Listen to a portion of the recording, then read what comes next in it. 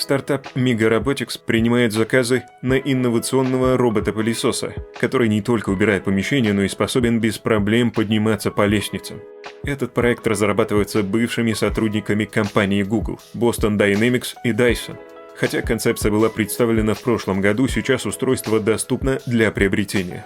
Стоит новинка 78,5 тысяч рублей. За такие деньги он должен не только карабкаться по лестницам, но и готовить, ездить в магазин и забирать детей из школы. Еще больше интересных новостей в нашем телеграм-канале. Подписывайся, ссылка в описании.